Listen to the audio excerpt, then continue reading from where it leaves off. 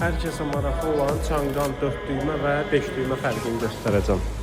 4 düymə, 5 düymə. Tam full komplektasiya, orta komplektasiya. Artıq bu yandan görünür ki, burada yan park radarı var. 5 düymə də var, 4 düymədə isə yoxdur. Sonraki fərq güzgüdə ölü zonası var burada. 4 düymədə isə yoxdur.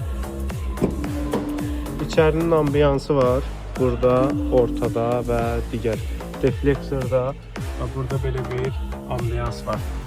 Və Sony səs sistemidir.